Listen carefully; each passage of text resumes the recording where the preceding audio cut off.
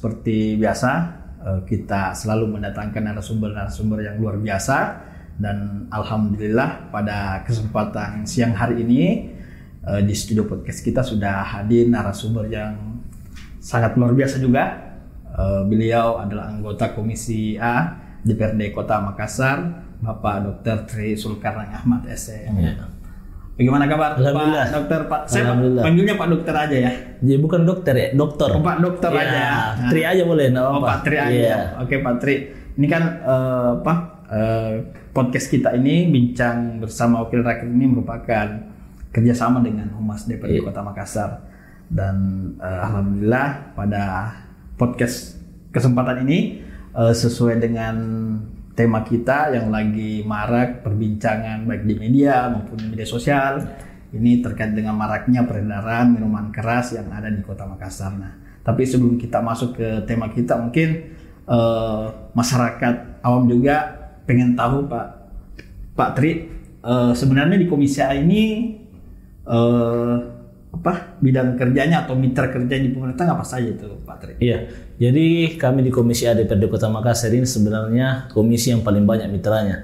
Hampir separuh SKPD yang ada di Kota Makassar itu merupakan mitra kami. Jadi ada sekitar 33 SKPD yang bermitra dengan Komisi A, dan rata-rata sering bersentuhan dengan masyarakat. Contohnya teman-teman di kecamatan itu merupakan mitra kami. Kemudian juga ada Dukcapil yang mengurus pengurusan pendataan masyarakat terkait KTP-nya, KK-nya, akta kelahiran, dan juga ada PTSP terkait masalah perizinan-perizinan yang ada di Kota Makassar.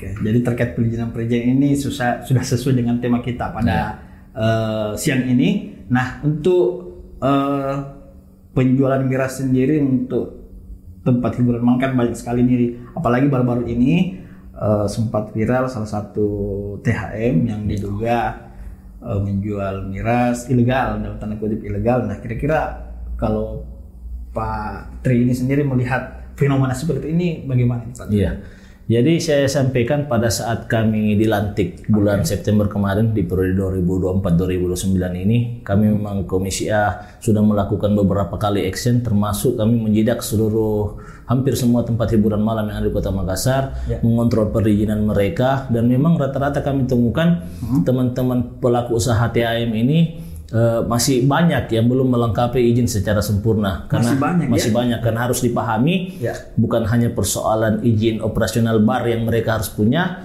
mereka juga harus punya izin penjualan minol. Kalau di Kota Makassar ini yang ditangani pemerintah kota adalah golongan B dan C. Kalau untuk izin operasional barnya itu harus lewat provinsi, dan minuman golongan A-nya itu harus lewat provinsi. Nah, ini banyak teman-teman yang belum mungkin mempunyai etikat baik untuk melakukan perizinan. Apalagi terkait masalah persoalan izin amdalnya juga banyak kami temukan, sehingga pasca sidak tersebut kami mengambil inisiatif untuk memanggil semua teman-teman pelaku usaha THM untuk rapat dengan pendapat di kantor. Nah, kami sampaikan bahwa tolong untuk teman-teman pelaku usaha beretikat baik melakukan pengurusan izin. Kalau ada yang kurang paham, pada saat RDP kami juga hadirkan teman-teman dari PTSP, dari perdagangan, bagaimana bisa membimbing teman-teman pelaku usaha supaya bisa mengurus izinnya, dan apalagi persoalan pajaknya mereka, retribusinya mereka, itu yang sangat penting, karena itu bagian dari sumbangsi ke PAD Kota Makassar. Iya. Nah, terkait dengan izin ini Pak Tri, ini kan yang kelola ini tentu pemerintah Kota Makassar. Nah, kira-kira sudah ada warning nggak dari DPRD Kota Makassar sini terkait dengan pelaku-pelaku usaha untuk patuhilah ini izin sebelum membuka usaha ini? Sudah ada warning nggak? Iya, jadi pada saat RDP kemarin kami juga memberikan warning. Kami sampaikan bahwa untuk saat ini mungkin kami sampaikan skala surat peringatan aja. Nah, tapi kalau memang teman-teman pelaku usaha THM ini tidak mengindahkan apa yang kami sampaikan, kami Komisi A DPRD Kota Makassar itu bakal mungkin siap mengeluarkan rekomendasi untuk bagaimana pemerintah Kota Makassar melakukan penyegelan atau bahkan sampai penutupan permanen terhadap teman-teman pelaku usaha THM yang tidak tertib dengan aturan yang ada di Kota Makassar. Jadi memang aturan ini sudah ada dalam perda ya? Sudah ada, sudah diatur. Nah, terkait dengan peredaran miras, sebenarnya Kota Makassar ini merupakan salah satu kota besar yang ada di Indonesia. Tentunya peredaran miras ini tidak dilarang, tapi harus sesuai dengan izinnya, Iya, harus prosedur ada yang ada. izinnya. Iya. Nah, kira-kira Pak Tri ini melihat atau memandang banyaknya, bukan cuma THM sih, banyak juga kafe-kafe, kios-kios yang menjual miras ini. Kira-kira bagaimana, kenapa kok bisa-bisanya miras ini begitu luas peredarannya di Makassar? Ya, jadi perlu dipahami seperti yang kita bilang tadi bahwa sebenarnya peredaran miras ini bukan hanya di tempat hiburan malam. Ada juga kadang berkedok kafe tapi menjual minuman beralkohol, apalagi memang warung-warung, bahkan warung kelontong ada juga yang sudah berani menjual minum. Nah, ini kan kita perlu deteksi sebenarnya dari awal masuknya minuman beralkohol ini dari mana. Karena hampir tidak ada ditemukan di Kota Makassar ini lokasi atau pabrik yang membuat ini, berarti masuknya dari luar. Ya, betul. Nah, berarti fungsi controlling teman-teman pemerintah ini harus diperketat. Iya, dari mana masuknya minuman beralkohol begitu, disalurkan kemana sehingga bisa tiba di tempat-tempat THM, di kafe, bahkan di toko-toko kelontong. Itu yang harus diperketat. Apalagi masuknya minuman ke Makassar ini kan pasti ada sumbangsinya terhadap PAD Kota Makassar. Ya, lumayan juga kalau misalnya kita jalankan fungsi kontrol dengan baik, teman-teman SKPD terkait dalam hal ini mungkin Dinas Perdagangan bisa mendeteksi itu, karena laporan di DPRD Kota Makassar bukan hanya THM yang masuk laporannya, sampai gudangnya, toko-toko kelontongnya semua masuk laporannya. Nah, yang kita jadi naif sekali, banyaknya laporan warga yang mengatakan ada di sekitar wilayahnya yang membuka toko terang-terangan menjual minuman. Nah, ini sebenarnya masalahnya ada di titik pengurusan izinnya. Apalagi sekarang pengurusan izin penjualan itu sudah bisa langsung ke pusat melalui OSS.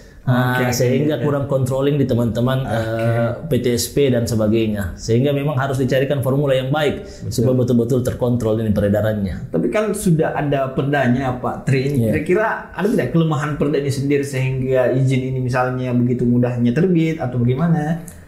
Sebenarnya bukan kelemahannya di Perda, cuman tiba-tiba aja ada aturan dari pusat. Ini kan kalau ada aturan yang lebih tinggi di atasnya, secara otomatis kemungkinan besar aturan di bawahnya ini bisa gugur. Betul. Iya, karena adanya aturan dari pusat bahwa perizinan seperti itu bisa langsung ke kementerian melalui OSS, sehingga memang mempermudah pelaku usaha. Tapi kami sarankan bahwa jangan dengan proses yang mudah, terus tidak ditingkat baik untuk bagaimana melaporkan usaha atau melaporkan aktivitas penjualan minol itu kepada pemerintah setempat. Nah, ini kita tidak mau juga berpikiran buruk terhadap pemerintah Kota Makassar. Kira-kira ada tidak yang membacking ini pelaku-pelaku usaha? Kalau saya tidak mau menyebutnya membackingi.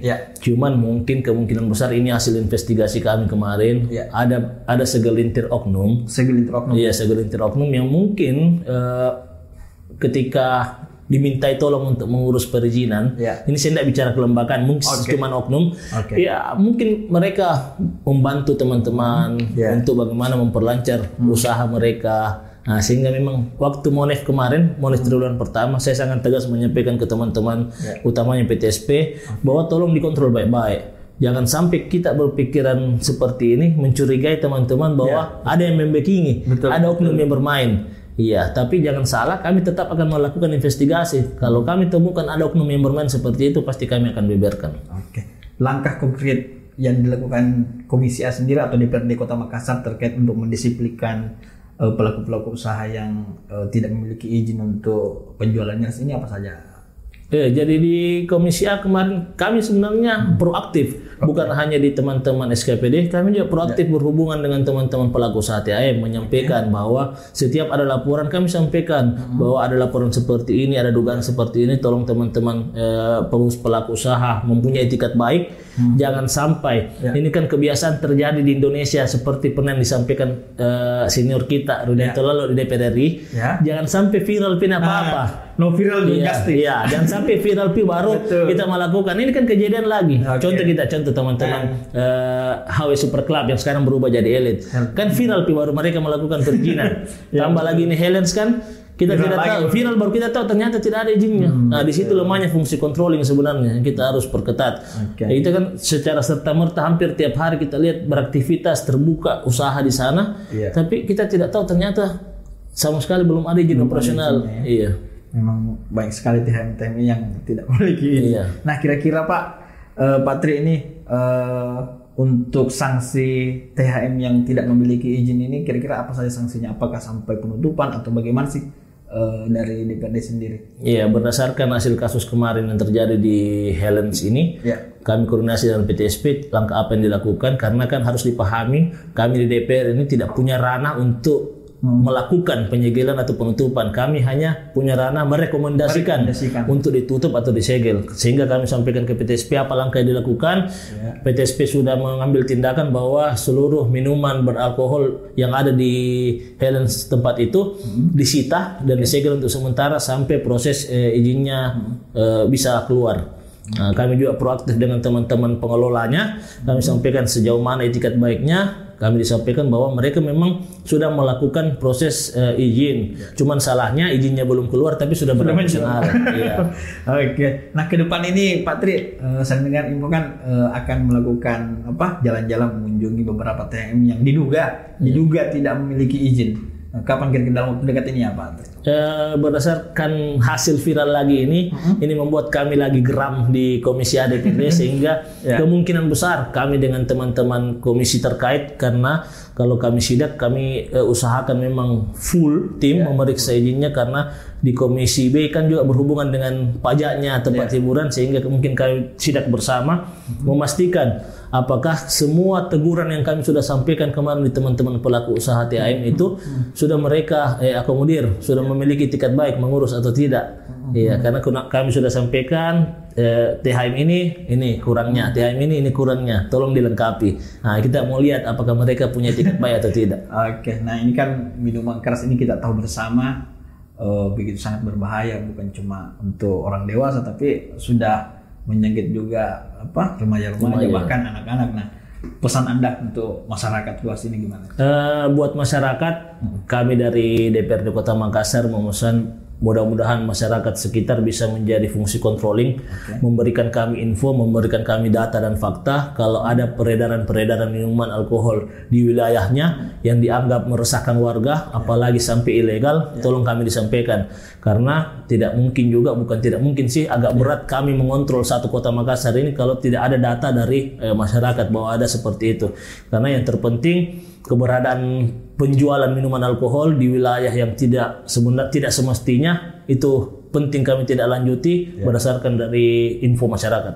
Oke. Terakhir Pak Tri, nah sebelum menutup diskusi kita ini, kira-kira apa harapan Pak Tri sendiri atau Komisi A DPRD Kota Makassar terkait dengan pemerintah kota, khususnya PTSP yang mengeluarkan izin untuk pelaku-pelaku usaha untuk menjual miras, termasuk dengan pelaku usahanya sendiri agar tertib untuk mengurus izinnya sebelum menjual minuman keras. Iya.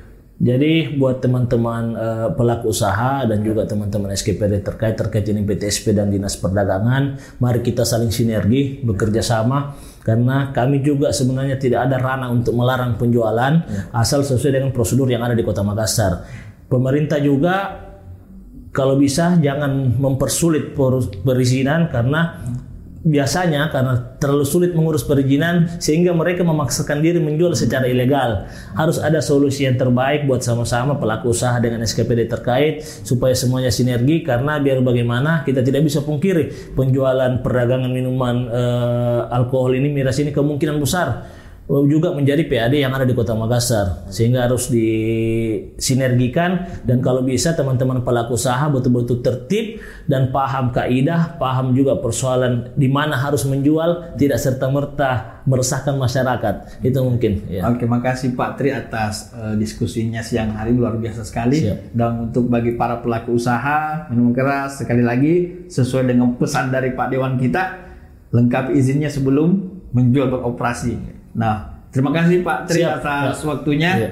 Mudah-mudahan diskusi kita ini bermanfaat bagi masyarakat luas. Sampai ketemu di podcast selanjutnya. Wabillahi taufiq wal hidayah. Assalamualaikum warahmatullahi wabarakatuh.